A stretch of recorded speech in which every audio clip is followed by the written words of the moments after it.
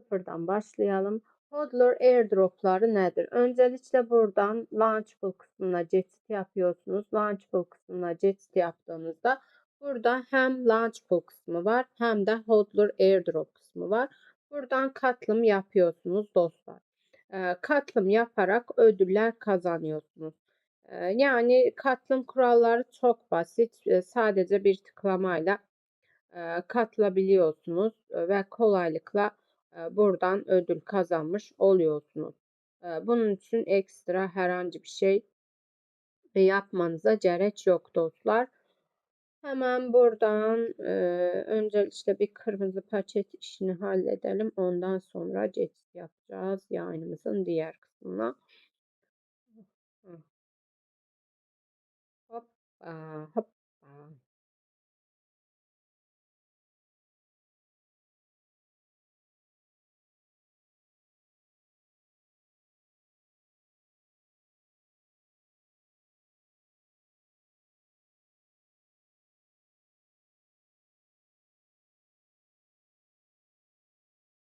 Hmm.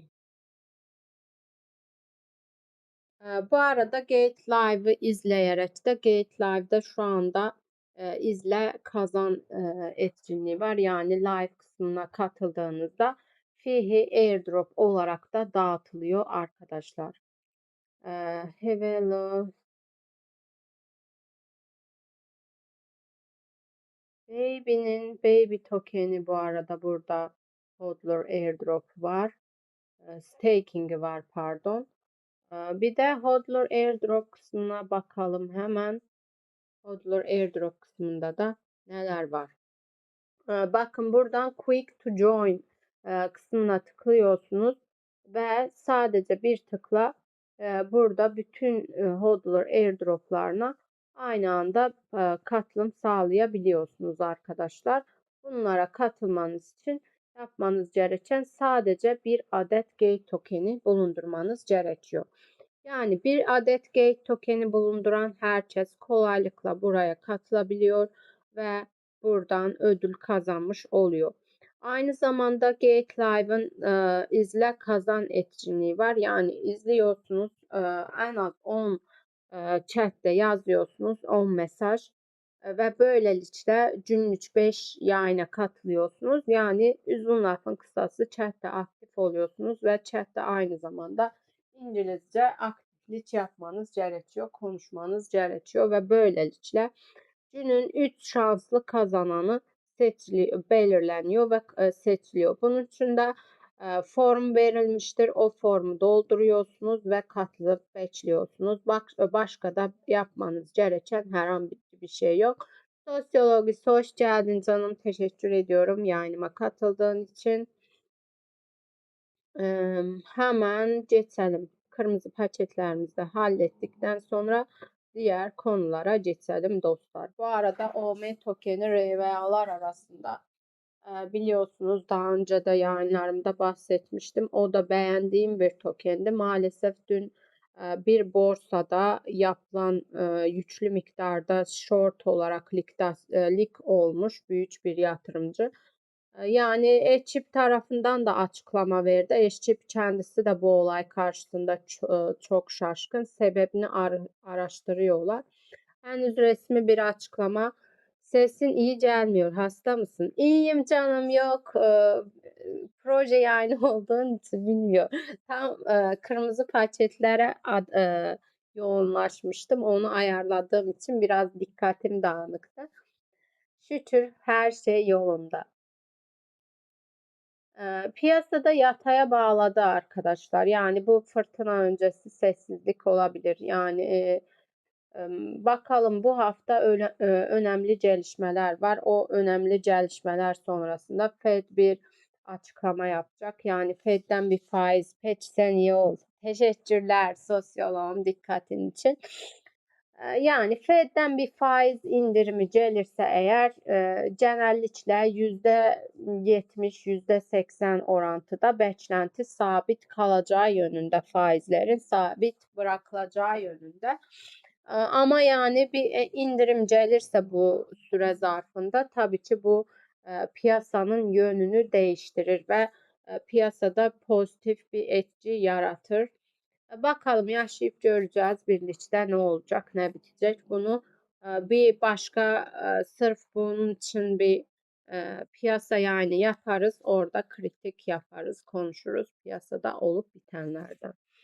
Bu arada burada bu bilmiyorum bunu niye buraya koyuyorlar ama bahsetmek de zorundayız. Çünkü startuplarla ilgili startup güncellemeleri neler var neler yok onunla ilgili. Hmm, Böyle dostlar. Başlangıç kural güncellemeleri, airdrop gereksinimleri yani kurallar neler, yeni airdrop gereksinimler neler bunlardan bahsedeceğiz sizlere. Ek olarak aranızda yeni katılımcı varsa eğer Gate.io'ya yeni katılmış ve bilgisi olmayan, buradaki kurallarla ilgili bilgisi olmayan herhangi biri varsa aranızda sorabilirsiniz. İstediğiniz soruyu birlikte yanıtlayabiliriz. Hodler airdroplar olsun. Onun yanı sıra Launchpool etkinlikler olsun.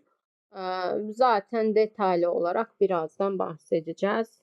Ondan öncelikle birkaç gereksinimleri karşılamak gereklidir.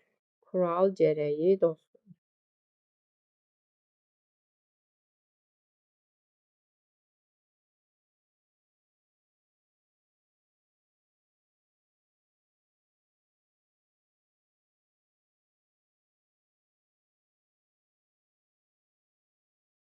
Aranızda söylediğim gibi yeni katılan varsa öncelikle yani burada aslında Gate token bulundurmanın çok büyük avantajları var. Yani Gate token bulundurarak buradan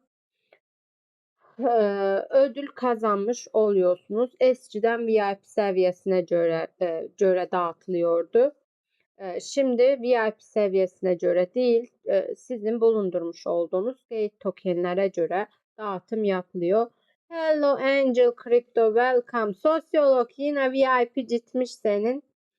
Yine siyahla grileşmişsin.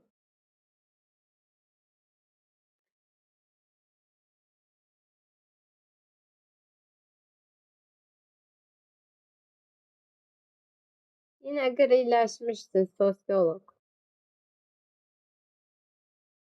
Ya burada da VIP sıfır olunca hiç çekilmiyor. Chat'te ağlıyorlar bir veriyorlar. Aynen bir gidiyor bir geliyor.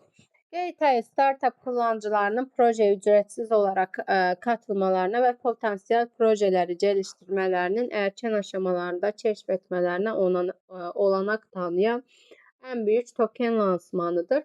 Yani gerçekten diğer borsalar arasında en çok airdrop dağıtan borsalar sırasında ilk sıralarda olabilir diyebiliriz arkadaşlar.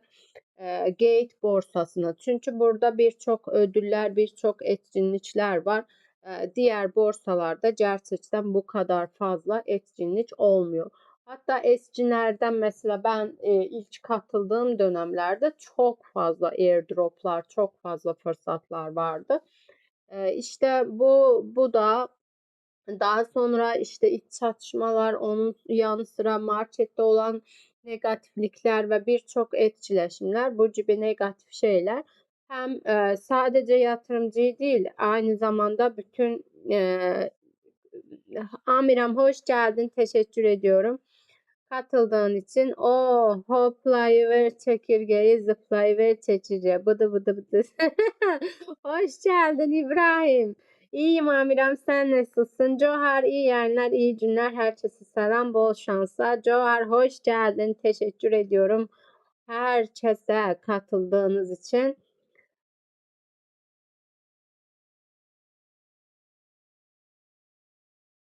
Hepinize teşekkür ediyorum. Canlar.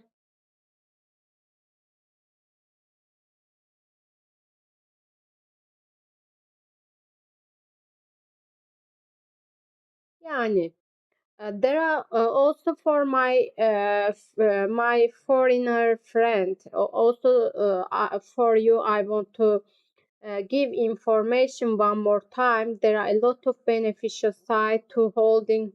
İdare ediyoruz. Sen nasılsın? Ben de iyiyim.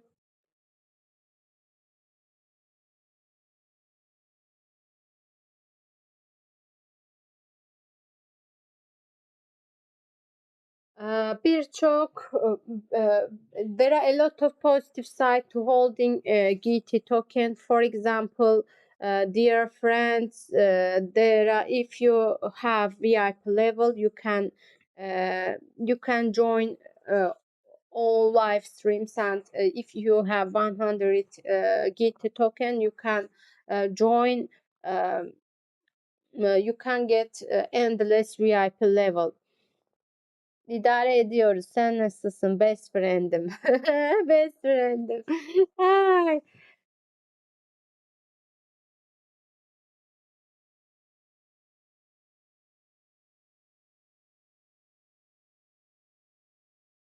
Bizim Angel İngilizceye çevrilmiş İbrahim. Hoş buldum efendim. Gözlükler çekil, chatimden çekil. Chatimden çekil. Nasılsın?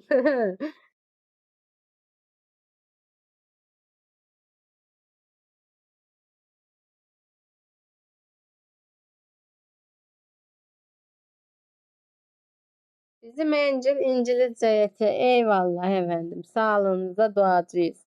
Ay burası ne kadar güzel oldu böyle cıvıl cıvıl. Hepiniz çok tatlısınız. Hep also good olman dileğiyle efendim. Also good olman dileğiyle.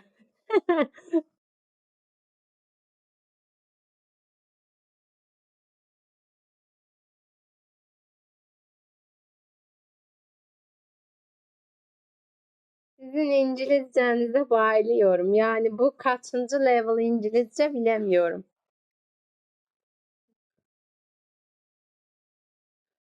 Girişim kullanıcıların projeye daha düşük eşiklerle katılmalarını ve daha kolay bir şekilde ücretsiz airdrop kazanmalarını sağlayacak büyük bir güncellemeyi tamamladı. Ayrıntılar aşağıdadır. VIP kullanıcılar için startup katılım kurallarında önemli güncellemeler, airdrop projeleri için abonelikten sonra token dağıtımından önce yeterli bakiye artık gerekli değildir. Varlık sahibi olarak VIP seviyelerini artıran kullanıcıların VIP seviyeleri token dağıtımı sırasında kontrol edilecek ve alacakları nihai dağıtım. Bu ne güzel değil mi? Ben güzel güzel demeyebilirim. Bu adan sonra seni yemeğe çıkaracağım. Sosyoloğu bize teşekkür ediyorum. Yaşlandın mı sen yani neler gibi konuştun diyorum. Yok o yaşlanmaz. Tabii tabii ki de Ayta Türkçince diyoruz. Biz de bu dile Türkçe İngiliz Türkçince aynen. Aynen bizde her şey olası İbrahim. Biz her şeyi başarırız. Türkçince de yaparız, Almanince de yaparız, Rusince her dili mix yaparız ya. Biz başarırız. Yani burada airdrop güncellemeleri verilmiştir arkadaşlar. Yani o eskiden mesela VIP sıfırlar VIP süresi bitse de eğer katıldıysa startuplara oradan ödül kazanıyordu. Ama şimdi yani kural güncellenmesi sonrasında şu anlık best friend'im dedim. Bağırma bastım o Amira'yı yemeğe götürecek. Biz üvey evlat mıyız? Buraya gelirseniz gözümün üstünde yeriniz var. Evet Amira. I wish you a good broadcast. May everything. Thank you so much Johar. Her şey gönlünüzde olsun. Müsaade senin Johar. Teşekkür ediyorum. Düşünmen yeter. Ayağına yüreğine sağlık. Hepinize teşekkür ediyorum. Katılıp destek olduğunuz için. Hepiniz benim için çok kıymetlisiniz. Yaşlılar gibi konuşmak hoşuma gidiyor. Aynen biz alışmışız 90'lık nineler gibi konuşmaya İbrahim. Ben bazen öyle konuşuyorum dışarıdan duyan yani beni tanımayan sanar ben 60-70 yaşım falan var. Bazen güzeldir öyle konuşmak İbrahim. İbrahim.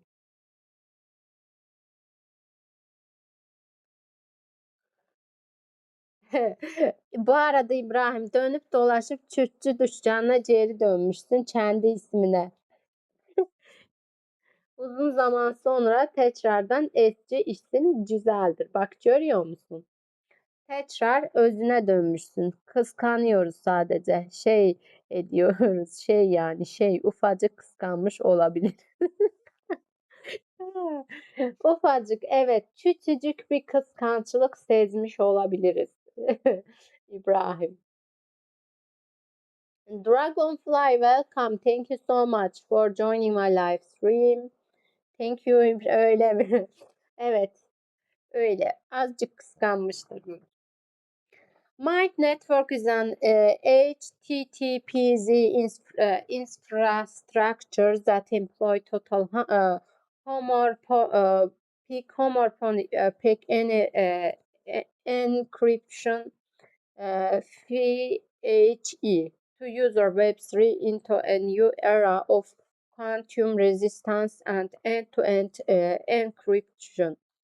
My network offers unique solution for data sovereignty, fair consensus, private voting, security, cross-chain transport, and trusted AI. Ha 90'ların çocuğusunuz Aytaç ondandır. Nine halleri. He ya döndü karizmatik halini. halini hepiniz görün istedim. Seni de çıkarıp çocuğum ayıp ettin. Seni de çıkarırım çocuğum ayıp ettin. Görüyorsunuz değil mi ne kadar kıskanç bizim evlat. Eagle Eye hello welcome. Thank you for joining my live stream. İlk hazırla yiyelim. Bu arada arkadaşlar bu aralar Gate Live'da aktif olun izleyicilere bu tokenden Fihi tokeni airdrop olarak from dear friends these days there are airdrop from Gate live streams, and if you watch you can get free red pocket from live streams. That's why be active these days. Also there are comment and earn activity for listeners. That's why be active and get airdrop from here. Dear friends, don't miss your chance. Hoş geldiniz tekrardan. Hepinize teşekkür ediyorum. Hemen çevreyi açalım dostlar. Buradan Fihi'den bahsedelim. Ondan öncesinde burada hızlı mahkus. Buradan hızlıca katılmak için proje yok. Nasıl yok? Şu şekilde ücretsiz olarak başvura tıklıyorsunuz. Free'ye merhaba canım hoş geldin. Teşekkürler katıldığınız için. Selamlar. Daha iyi kazançlar zamanlar olması dileğiyle. Mühenci hoş geldin. FreeDoc botu olan mıydı Ayten? Evet bu FreeDoc İbrahim seçimler başladı. Eğer sen de varsa bundan mutlaka seçimini yap. Çünkü seçimler bitmek üzere. Buradan seçim yapabilirsiniz Gate.io'ya. Aynı zamanda bunun hem hodler airdrop'u var hem de staking'i var. Hodler airdrop'larına katılmak için buradaki airdrop'larına buradan toplu bir tıkla hepsine de katılabilirsiniz. Hangi bölümdü? Yani katılabilirsiniz ve buradan ödül kazanmış oluyorsunuz dostlar. Hodler airdrop'lar için yapmanız gereken sadece bir adet gate tokeni bulundurmanız gerekiyor. Buradan da Hodler Airdrop Launchpad kısmı bu kısım startup kısmı henüz yok arkadaşlar. Tekrardan buraya bir güncelleme gelir mi? Tekrardan olur mu? Orasını bilemeyiz. Bu arada burada bakın bu paylaşma kısmı da var. Buradan FreeDocs'u şu anda başlamış. Görüyor musunuz? Hem USDT olarak stake edebiliyorsunuz. 11,36 faizlik bir getiri oranı var. Ondan sonra Baby var. Baby token'in staking etkinliği. Hivelo var. Hivelo tokeni. Bugün sizlerle FHE token'den bahsedeceğiz. Yani bunun stake and earn kısmından bahsedeceğiz dostlar. 2 gün süre kalmış. ve 5 gün devam edecek Fihi'nin. Bitcoin olarak bir de Fihi tokeninin kendisini stake ederekten burada katılım sağlıyorsunuz. Hemen Fihi'nin kendisini Fihi tokeninin grafiğine bakalım. Şu anda durum nasıl grafikte? Discovery, hoş geldin canım. Nasılsın? Seni burada görmek ne kadar güzel. Hoş geldin Discovery. Fi'nin gördüğünüz gibi bu da bayağı güzel bir çıkış yapmış. Şuna bakar mısınız? Listings fiyatından ne kadar üste çıkmış. Bir sıfır silmiş hatta. Yani güzel yükselmiş ama staking sonrasında da staking etkinliği döneminde de fiyat yükselişe devam edebilir. Ama staking bittikten sonra fiyatta düşüş gerçekleşebilir. Eğer elinizde varsa bu token, ben de iyiyim, sizleri gördüm, daha iyi oldum. Burada gördüğünüz gibi bu arada stakinglerde yeni güncelleme gelmiş arkadaşlar. Bunu geçenlerde de bahsettim. Bakın 5000 USDT'den fazla olanlar burada görüyor musunuz? 5000 USDT olanlar VIP 5 yani bir de katılım limiti 5000'e kadar. 5000 dolardan yukarı için sizin VIP seviyesine ihtiyacınız var. Yani VIP seviyeniz ne kadar yüksekse mesela VIP mesela VIP 5'ler 7500, VIP 6'lar 10.000, 13.000 olacak şekilde. Yani VIP seviyesi yeni güncellemelere göre belirli bir burada limit var. O limitin üzerine çıkarsanız ama bunda yok mesela. Bu daha başlamadı çünkü ondandır.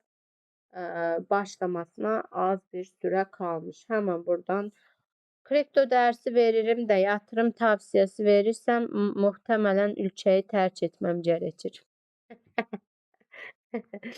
Ay, eee, hoş buldum efendim. Teşekkür ederim. Halı için tam halı üzerinde geliyorum. Ne yapıyorsunuz kankalar? Batıyor musunuz? Çıkıyor musunuz? Ne alemdasınız? Kripto ile aranız nasıl? Ben yani bıraktığınız yerdeyim. Ne çıkmıyorum ne batmıyorum. Böyle bir ortalarda bir denizin ortasında bir taşın üzerinde oturuyorum desem daha şu anki yani kripto konusundaki şu anki durumumuzu izah edecek bence en mantıklı cümle bu olur. Ne batmıyoruz ne çıkmıyoruz. Eagle Eye welcome. Thank you for joining my live stream. Mind Network ve kuantum direnci de ve uçtan uca şifrələmənin yeni bir döneminə tanışmak için toplam homomorfik şifreleme PHE kullanan bir HTTPS altyapısıdır. Mind Network veri egemenliği koruması altyapısıdır. Mind Network veri egemenliği koruması, adil fikir birliği, özel oylama, güvenli çapraz zincir, taşımacılığı ve güvenilir için benzersiz çözümler sunar. Yani ölmüyoruz zaten ama sürünüyor. Yani gerçekten günümüzün çok güzel özetini söyledin şu anda. Ölmüyoruz ama sürünüyoruz. Gerçekten durumumuz o şekilde. Hiç olmasa şib 5'li aldım ben yine. Allah'ım, oğlum sen bu şib 5 sevdan nedir? Sen bak nedir senin bu şib 5 merakın? Şib 5'in Allah belasını vermeye. Hayır. Biz hepimiz toplu olarak ETF mağdurlarıyız.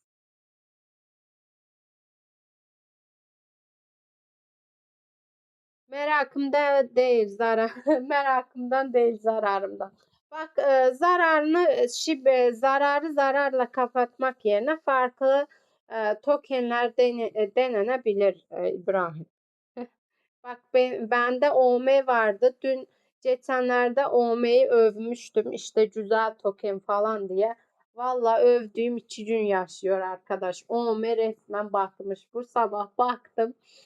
Bende $10 falan vardı. O da yani aldığım bir şey değildi. Staking'den gelmişti. Stake ettiğim için oradan kazanmıştım bir $10'lık.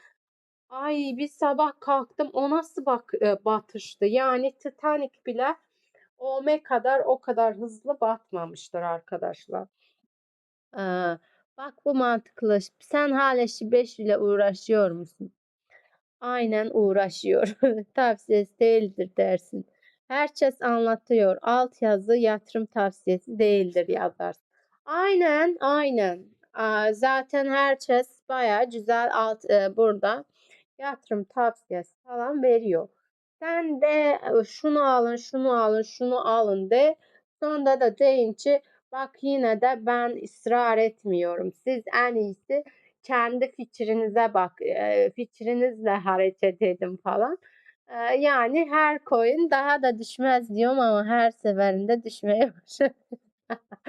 Ya şimdi sen eklemeyi yanlış zamanda yapmışsın İbrahim. Bitcoin 74'lerde falan olduğu zaman o zaman ekleseydin şimdi artıya geçmiş olurdun. Ama SHIB yani SHIB ekibi geçenlerde bir haber okudum. SHIB ekibinin alttan alta sessizce çok sağlam bir çalışmalar içerisinde oldu. Şimdi o haberin ne kadar doğru orası biraz tartışılır. Ama bakalım yani sonuç olarak zaten yapacak bir şey yok. Onu satacak değiliz. Satsak bir işe yaramaz zaten. O yüzden tutup bekleyeceğiz. Ne zaman gelir ama burada biliyorsunuz ben çoğu kez burada hatta ETF konusunda çoğu kez uyardım ben. ETF'lere bulaşacaksanız da 1-2 dolarlık mesela hepsinden $1 $2 alır bırakırsın oraya. Yani eğer olur da market güzel giderse olur da düzelirse falan yani tamamen ETF'çi ya tutarsa mantığıyla hareket ediliyor. Çünkü bazı yerde duyuyorum, bazı yerde az kaldı civarı yükselirse zararlısız kurtulacak. Ya bende de o kadar, bende de öyle de İbrahim bak şimdi o tekrardan birleşme gelirse zaten birleştiği zaman bizim aldığımız fiyata geri dönmüş olacak. Orası ayrı. Ama böyle birkaç yerlerde duydum. Böyle bir algı yaratılmış. Sanki ben o kadar ETF meraklısıymışım. Herkese ben ETF aldırmışım gibi öyle lanse ediliyor. Ama siz biliyorsunuz ben ETF konusunda çok her zaman diyorum. Yani ETF'ler sanki dipsiz bir kuyu gibidir. Ya tutar ya tutmaz mantığıyla ilerliyorsun. Mesela SHIB'de biliyorsunuz biz burada birlikte birçok arkadaşlarla SHIB'de çok güzel kısa vadeli hatta bir dönem yaklaşık 1 ay 2 ay süre zarfında şimdi hakkını yemeyelim. Güzel karlar aldık ama en son çıkmıştık. Çıktıktan sonra tekrardan girmemiz aslında olay. Yani biz çıktıktan sonra tekrardan girmemiş olsaydık şimdi böyle olmazdı ama yani en azından bir tecrübe edinmiş olduk. Onun yanı sıra mesela ben $3'la daha önce hiçbir tokende $90 bir kar almadım. $3'la $90 gördüm ben arkadaşlar. Ama satmadım. İşte sorun burasında. Yani böyle insanların başkalarına iftira atmaya o kadar seviyorlar ki. Ben burada defalarca söyledim. Mesela ETF alacaksanız küçük bir miktar alacaksınız. Büyük miktar alıyorsanız da bunun sorumluluğunu kendi üzerinizde, kendiniz bunun bilincinde olarak mesela bunun bölünmesidir, o sudur, şu sudur, piyasa 5% düştükte ETF'ler 500% düşer. Yani her ince detay biz burada konuştuk. Her ince detaya değindik. Yani bu kadar konuştuktan sonra ısrarla benim herkese zorla alma diyenler varken ben aldım. Aynen. Aynen, yok ben alaka, kulak asma sen o söylentilere. Aynen duyuyorum bak İbrahim, öyle bir de dalga geçer gibi sanki insan, millete konu yok, dalga geçer gibi işte ETF'ler, ETF hayranı falan gibisinden. Ben çünkü bu konularda gerçekten ETF konusunda ben yayıncılığa başladım başlamadım. Her zaman diyorum normal token eğer 3% düşüyorsa 3 L'ler 300 faiz düşer. 5 faiz düşüyorsa 500 faiz düşer. Yani şu anki piyasada ya bizim aldığımız dönemlerde Bitcoin neredeyse 95 bin 110 bin dolar seviyesindeydi. Aniden birdenbire piyasa hızlıca düştü. Sadece ETF tarafı değil, zaten genel olarak bütün altcoin'lerde düşüş var. Ama tabii ki normal olarak altcoin'lerdeki düşüşün ETF tarafındaki düşüşü kat kat daha fazla. Neyse, zihin ağ istatistikleri, Mind Network aktif cüzdanlar, DPP'mize bağlı olan ve en az bir işlem kullanım delece etme, seçmen kaydı vesaire gerçekleştiren cüzdan sayısı. Yani bu şekilde dostlar buradaki cüzdan sayıları verilmiştir. Önce FHE, bu niye Rusçaya döndü yine? Yenilişlere açık olun. Tamamen şifrelenmiş bir web için altyapı. Öğle yemeği. Bu nedir? Öğle yemeği. İbrahim yazın bütün dillere çevirmeye çalıştım. Sonuç 0.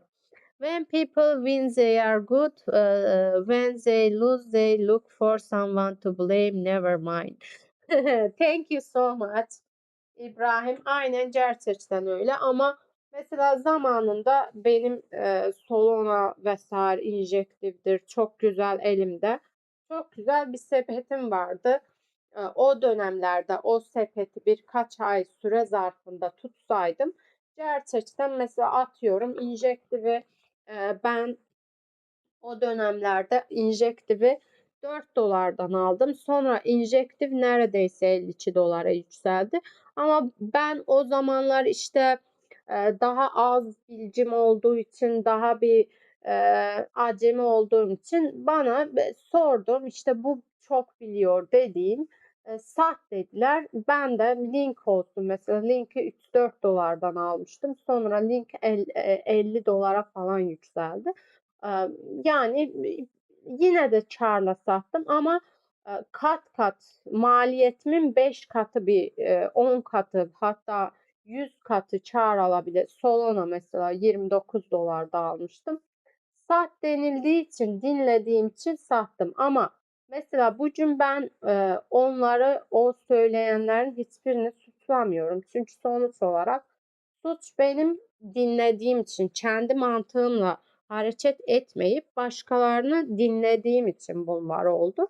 Yani kesinlikle mesela 500 dolarlık aldığım bir token birisinin övmesiyle aldığım token sonra 5 dolar falan kaldı elimde. Ama yine de yani bunun sorumlusu kim? Ben. Sonuç olarak o adam gelip de burada bana zorla o tokeni aldırmadı. Ben aldıysam sonuçlarına da demek ki katlanmak zorundayız. Bakalım blogunda neler var burada. Intrade Agent A'nin geleceğini güçlendirmek. Bakalım burada neler var. Şurasını kapatalım. Özetle 10 Nisan'da başlıyor. 30 gün boyunca geçerli. Staking ödülleri FHE Staking IP'si 400'e kadar çıkabilir. Bu airdrop için toplam tahsis 75 milyon. FHE toplam arzın 7.5'i dünyadaki insan yaşamının yükselişine benzer bir değişimin eşiğindeyiz. Vernor Winch Fi iddiasının ve stake'inin resmi lansmanı ile Mind Network ekosistemi bir sonraki aşamasına başlıyor. Yeni bir aracı zeka çağının güçlendirme, gizlilik, özerçilik ve tamamen homomorfik şifreleme üzerinde kurulu Mighty Network yapay zekanın zincir üzerinde nasıl yaşadığını öğrendiğini ve ölçeklendiğini yeniden tanımlıyor. Discovery ne güzel konuştun öyle. Yok ve Türkçe gelmedi ondan İngilizce yazdım. Aynen öyle Aytaç. Kendin araştırma yapıp alacaksın. Kendi portföyünden kendin sorumlusun. Dünya o kadar kısa ki kimse kimseyi dinleyerek hayatını mahvedemem. Kim ne derse desin. Aynen Discovery çok güzel konuştun. İşte bizim bazen deneyimlerimiz böyle bir şeyler, böyle hatalar yapabiliyoruz hayatımız boyu. Ama sonuç olarak mesela benim bugün burada olmam, o kayıplar olmasaydı ben bugün burada olmazdım. Deneyimle yani bir kursa yazılırsın. Mesela bir şeyler öğrenmeye çalışırsın. Sen o kursta daha iyi sonuç alamazsın deneyimin yoksa. Yani kursta öğrendiklerini hayatında uygulamıyorsan kesinlikle o kursun sana faydası olmaz. O yüzden de her nereye giderseniz gidin, eğer bir şeyde deneyiminiz var, yeteneğiniz var ama siz onu kullanmıyorsanız kesinlikle gelişmezsiniz. Kriptoda da böyle. Mesela bir şeyleri kaybetmeden bir şeyleri kazanmayı öğrenemiyoruz. O yüzden bu benim burada kriptoda kaybettiklerim için asla pişman değilim. Sonuç olarak bu kaybettiklerim bana sonsuza kadar büyük başarılar, kazançlar verdi. Sonuç olarak sizleri tanıdım. Burada olmak benim için çok güzel. Mesela kripto aleminde olmak çok güzel ki kriptonun geleceğini ben daha iyi olacağını düşünüyorum. Hatta yeri gelecek kripto bütün dünyada artık popüler hal alacak. Popüler bir para birimi gibi kullanılmaya başlayacak ilerleyen dönemlerde. Bu yüzden de kripto bize ben peşmanım ama. Amira.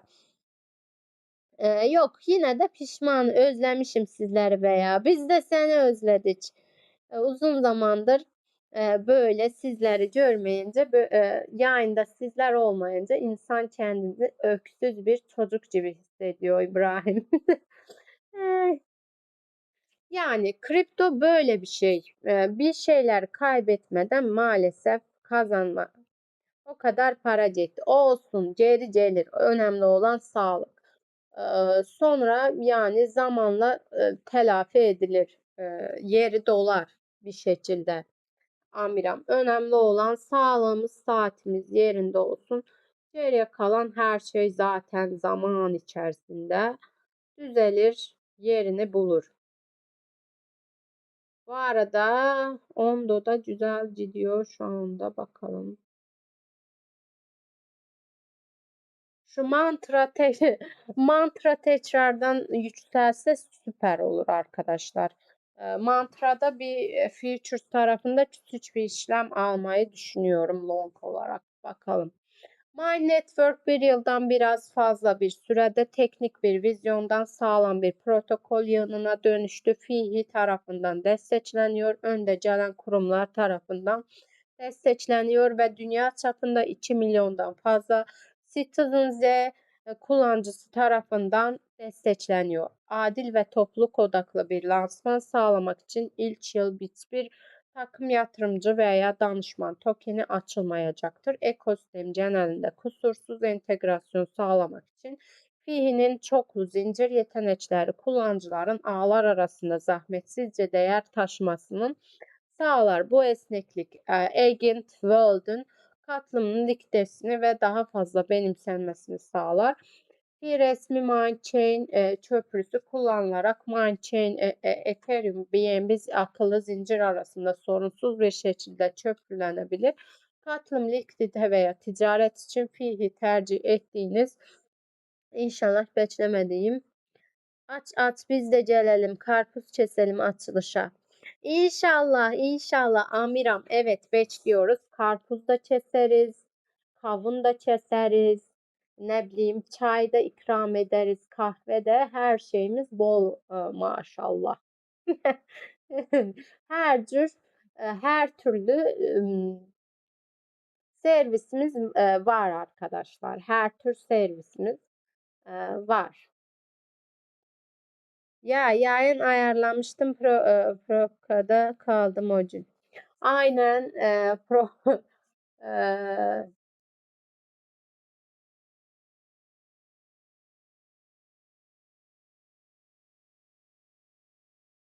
domates peynir de yeriz. Aynen. Önemli olan gönüllerimiz bir olsun. Domates peynir çok benim için en lezzetli yemeklerden bir tanesi. Hiçbir şeye değişmez. Hepimiz geliriz amiram. Toplanır, çıkar çıkar geliriz. Leman demiş. Leman hep öyle diyordu. Çıkın çıkın gelin diyordu. Hatırlıyor musun? Şimdi sen de dersin çıkın çıkın gelin. Teşekkürler Discovery'im. Teşekkür ediyorum katılıp destek olduğun için. Seni de uzun zaman sonra görmek çok güzel oldu bizim için. Çok özlemiştik seni. Genelde Türk kullanıcılarımızı gece yayınlarında daha çok aktif oluyor. Bende de maalesef gece yayın açmak birazcık zor oluyor. Bu saatlerde mesela çok rahatım. Gelen giden olmuyor. Yayınımı sürekli basan olmuyor. Sürekli beni sözümü kesen olmuyor. O yüzden bu saatlerde maalesef açıyorum. Ama bazen çocuk var erken uyuduğu zaman mutlaka sırf yani başka bir şey için değil, sırf sizleri görmek için bazen o saatlerde açıyorum. Sen de benim canımsın kuzum. Hepiniz benim için çok kıymetlisiniz. Ekosistem genelinde kusursuz fi resmi Mindchain köprüsü kullanılarak Mindchain, Ethereum, BNB akıllı zincir arasında sorunsuz bir şekilde köprülenebilir. Katılım likiditeye veya ticaret için fi'yi tercih ettiğiniz ağa bağlayın. Chainlink CCIP tarafından desteklenerek güvenli ve güvenilir çapraz zincir yürütme sağlanır. Chainlink tarafından desteklenen bir şifreli kapı taktır. Sen evet kimse girmesin yayın bitene kadar. Cidim yere geleceğim. Aynen kapıyı kapatıyoruz. Kimse gidemesin İbrahim. Yayın sonuna kadar hapsedeceğiz. Bizim deli kız da başlangıçta selam verdi kaçtı. Görüyor musun? Senin kankin seni terk etti.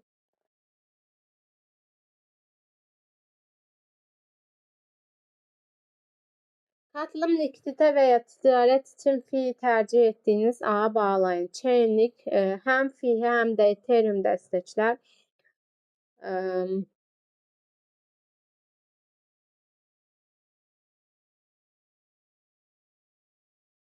Gaz ücretleri yalnızca MyChain dışında zincirler arası işlemlerde geçerlidir. İster talep edin, ister hisse senedi alın, ister inşa edin. Kankilikten men edeceğim onu. Sinsi. Bak sessiz sessiz burada izliyormuş İbrahim. Görüyor musun?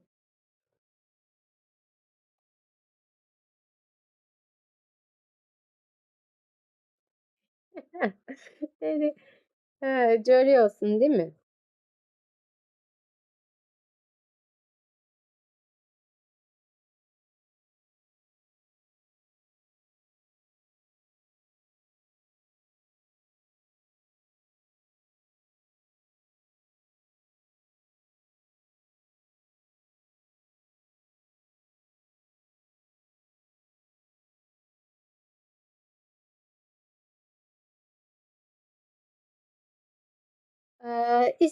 İster talep edin, ister hisse senedi alın, ister inşa edin. Köprü, fihi,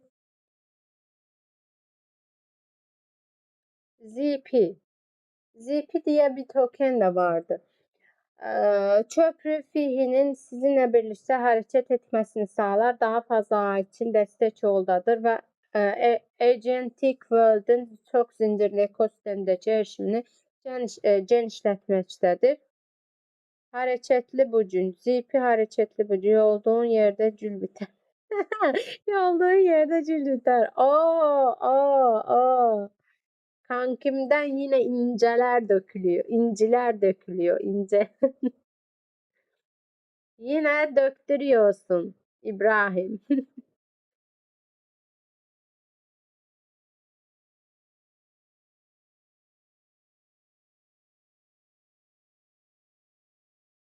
Sosyologist burada mısın? Gördün mü sosyoloğu? Hemen bizi satıyor bu. İster talep edin, Agent World'un ZP çok hareketli. Hemen ZP'nin bir arka fonda grafiğine bakalım ne yapıyor ZP. Ya o mail çok fena, mantrayı çok fena patlattılar. Bir borsa sırf bir tane borsada böyle bir seçim olmuş. Bir büyük balina seçim mi yapmış, lig mi etmiş, ne yapmış öyle bir haber vardı. Onun sonrasında bayağı bir düştü. Yani token resmen incilerini okuyor. O incilerini okuyorum. Görüyorsun değil mi? Bizim çocuk neler ediyor. Bizim çocuk neler neler yazıyor. Sosyolog. Hepimiz seni burada izliyoruz. Dört gözle seni takip ediyoruz İbrahim.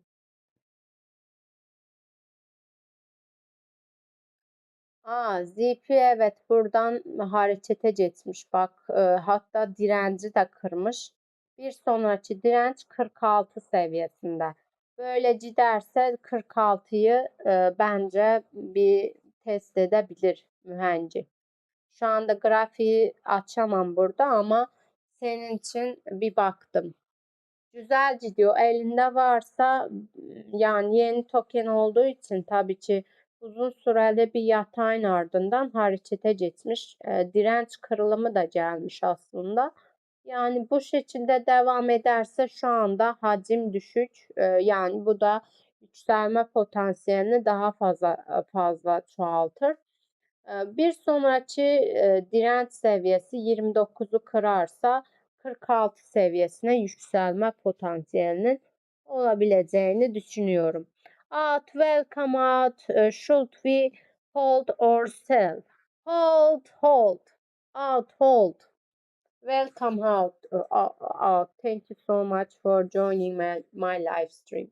Fee staking eğitim artık canlı IP'yi 400 TC zamanda Agentic World'ün da başlattık ve fee staking tanıttık. Bu katılımcıların ekosisteme katkıda bulunurken bunu yaparken ödüller kazanmalar için yeni bir yol açıyor. Bir aracıyı etkileştirmek için kullanıcıların sınırlı süreli promosyon aşaması boyunca yalnızca 10 fihi stake edebilir. Etkileştirildikten sonra aracı bir eğitim merkezine katılabilir ve öğrenme yolculuğuna başlayabilir. Her ajan 30 günlük bir olgunluk dönemiyle başlar. Bu süre boyunca hem yatırılan tokenler hem de tüm ödüller kilitlenir. Bu arada ajan zaman tabanlı beceri ilerlemesi biriktirir ve bu dönemi erken gelişimi için kritik hale getirir. Staking ödülleri fee staking ile 400'e varan IP'yi kazanıp vade süresi dolduktan sonra kullanıcılar stake yapmaya devam etmeyi veya ana para ve ödülleri seçmeyi seçebilirler. Jetonomik toplam arzı 1 milyar toplam arzı. İlk dolaşımdaki arz ise 24,9 faizlik arkadaşlar. Burada da token dağıtım planı airdrop toplam arzın 17,7 faizi airdrop olarak dağıtılıyor. Topluluk kullanıcılarının benimsemesini teşvik etmek için daha geniş katılmış teşvik etmek için 60 ay boyunca dağıtım 30. Bunun ajan dediği yapay zeka mı oluyor? Ben teşekkür ederim. Hangi? Hangi ajan? Hangisinde İbrahim? Topluluk, halka açık satış 5%, yatırımcılar 20%, ekip 17%, danışmanlar 1,3%, likidite sağlayıcılar 5%, hazine ise 10%, toplam arzın 10%'i olacak şekilde verilmiştir token dağıtım planı dostlar.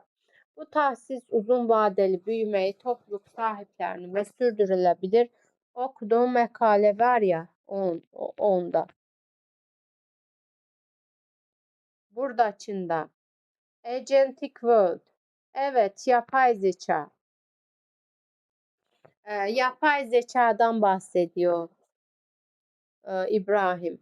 Bu tahsis uzun vadeli büyümeye, topluluk sahipliğini ve sürdürülebilir ekosistem genişlemesini vurgular. Arzın 41,7 faizi airdroplar ve teşvik programları aracılığıyla topluğa gittikten fiili temel olarak kullanıcı önceliklendirmek ve inşaatçılar güçlendirmek için tasarlanmıştır. Fiilinin zihin ağı ekosistemdeki rolu Agentic World otonom için tamamen merkezi olmayan bir ortama dönüşürken yapay zekadır. Bak burada yazmış zaten. Fiili temel operasyonlarını etkileştiren temel varlık olarak işlev görür.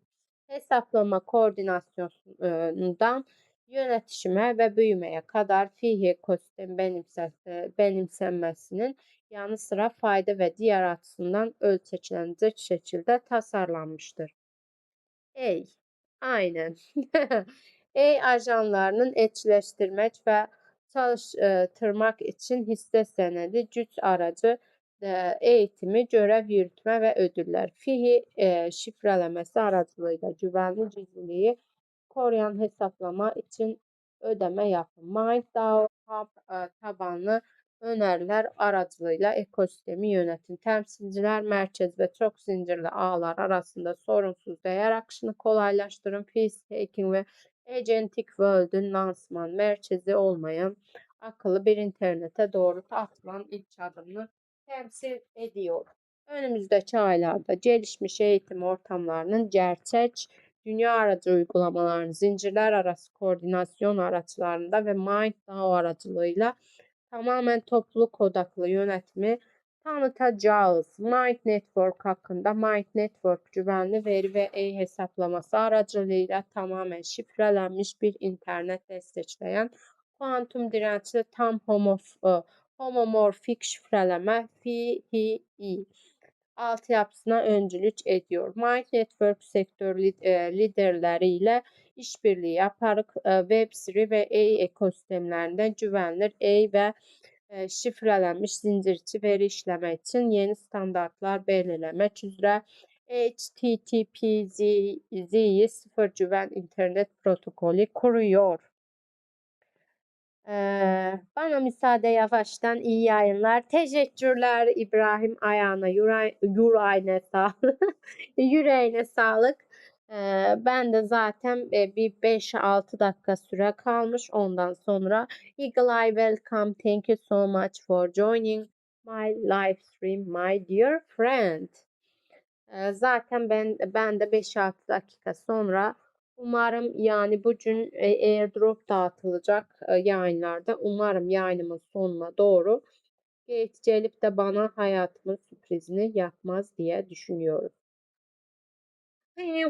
Neyse cime kaldığımız yerden devam ediyoruz. Etmeye devam ediyor. Yüreğime sağlık. Senin de ağzına sağlık baby. Bay bay. Evet, yüreğine sağlık, ayağına da sağlık.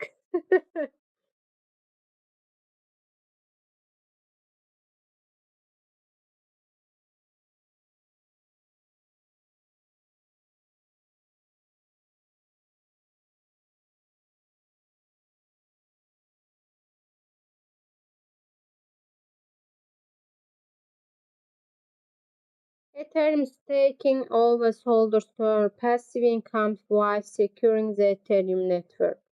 Thank you for info, Eagle Eye. Eagle Eye, thank you. Bye bye, baby. Bye bye, Angel Crypto.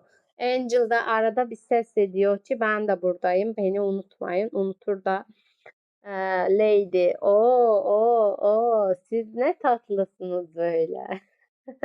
İşte yaşınızın hemen hemen aynı olması böyle güzel anlaşmanıza neden oluyor. Size ayak uyduramıyoruz. Biz birazcık yaşlandık. Bir ayağımız çukurda. Ay utanmasam 1000 yaşım var diyeceğim. Neyse arkadaşlar uzun lafın kısası yani yayınımızın ana konusu staking activity'ydi. Yani stake it and earn kısmından bahsettik sizlere. Staking burada yani bu tokenle ilgili Citizens dijital egemenliği yeni çağa Mind Network ile zeka çağından vatandaşlığı yeniden tanımlıyoruz. Kişisel dijital egemenliğin kilidini açmak. Yani burada birçok tokenle ilgili daha detaylı bilgiler, token ürünleri vesaire. Yani tokenin bütün kullanım örnekleri vesaire. Explore tüm fihi kullanım örneklerini keşfedin. Ekosistem ortakları. Yani fihi ekosistemini keşfedebilirsiniz. Buradan 400%'e kadar bakın ödül kazanma şansını da elde etmiş oluyorsunuz. Buradan diyor ki ödül kazanmak için insan olduğunuzu kanıtlayın. Hayır insan değilim. Bana insan mısın diyor. Buradan cüzdan bağlıyorsunuz arkadaşlar. Cüzdan bağladığınız zaman bakın buradan cüzdan seçeneklerini mesela Getayo cüzdan da var. Buradan cüzdanınızı bağlıyorsunuz. Bağladığınız zaman acaba ödül kazanma şansı elde edebiliyor muyuz? Bunu denenebilir. 400 yani büyük bir miktarı burada ödül olarak kullanıcıya dağıtılacak. En azından denenebilir arkadaşlar. Burada da hem Bitcoin'iniz varsa Bitcoin'inizi stake edebilirsiniz ve Fi token'in kendisi eğer varsa sizde onu buradan stake ederek kazanma şansı elde ediyorsunuz. Bakın 3,68 Fi'nin kendisinde eğer stake ettiğinizde 62,68 faizlik buradan airdrop kazanmış oluyorsunuz. Aynı zamanda bu taraflarda da VIP güncellemesi var dostlar.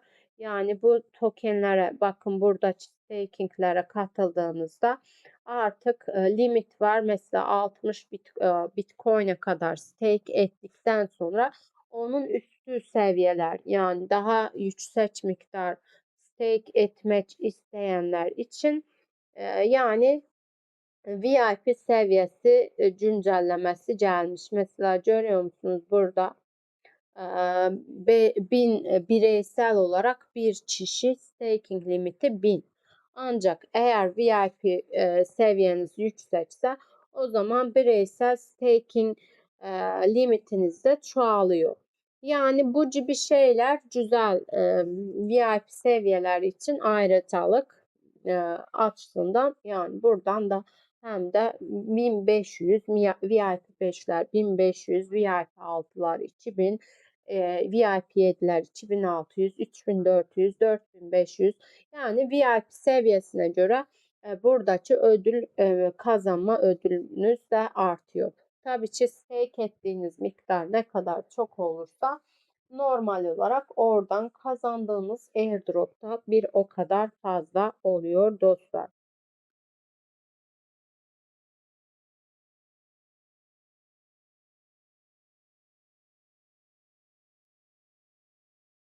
Yani dostlarım bu şekilde. Ek olarak stakinglerle ilgili herhangi bir hodler airdroplar olsun, staking airdroplar olsun.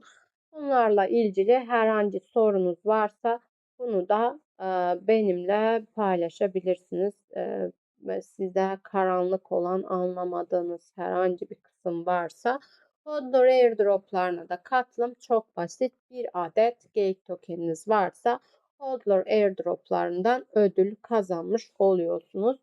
Launch pool'da ise 0,001 adet gate tokeni bulundurduğunuz zaman minimum staking'e katılabiliyorsunuz. Tabii ki ne kadar fazla gate tokeniniz varsa veya da Bitcoin'iniz varsa veya da Ethereum'unuz varsa veya da yani buradaki airdrop'a bağlı USDT'niz varsa hangisinin miktarı daha fazla o kadar fazla da airdrop kazanmış oluyorsunuz.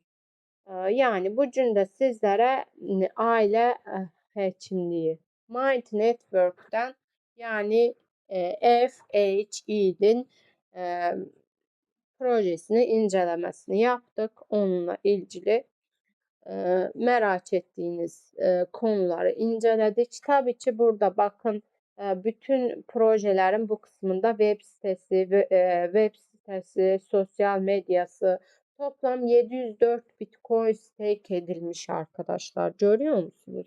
Wow, süper. Bireysel saatlik ödül limiti 216,66 fihi tokeni. Nisan yani Cetre oranı ise 4,83%. Saatlik ödül havuzu limiti 2 milyon 166,66. Yani bir kişi başı limit bu kadar. Ancak genel olarak saatlik ödül limiti bu kadar arkadaşlar. Bu da sizin yani kilitlediğiniz miktara bağlı. Bu şekilde bunun için yani sırf staking için tokeni almanızı önermem. Çünkü yeni token olduğu için yeni tokenlerin piyasa oynaklığı çok yüksek oluyor ve hani Kavajayk, hello welcome gate user welcome KWAGAIHK.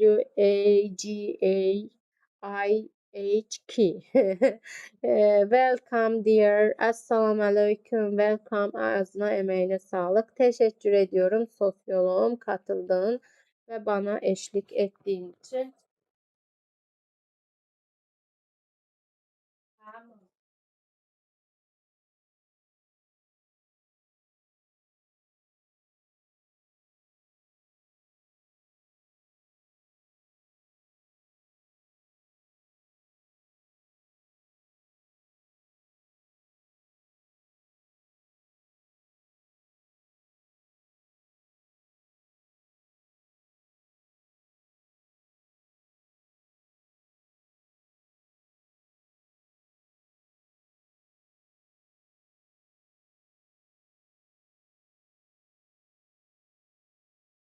Bakalım kaç dakikamız kalmış dostlar.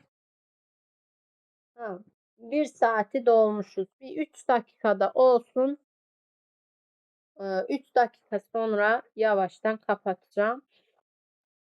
Katlan destek olan emeği geçen herkese teşekkür ediyorum.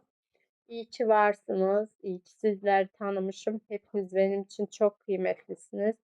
Kendinize iyi bakın. Allah'a emanet olun. İnşallah akşam vaktim olursa ya birazdan ya 1 saat sonra 2 saat sonra vaktim olursa tekrardan geri dönüş yaparım. Ve normal bir piyasaya analizi açarız ve orada gelişmelerden bahsederiz. Hepinize başta sosyolog olmaksızın hepinize İbrahim, Amiram, Discovery, emeği geçen herkese teşekkür ediyorum. Hepiniz cansınız, kıymetlisiniz benim için. Allah'a emanet olun. Bir sonraki yayında görüşürüz. Kendinize iyi bakın şimdilik.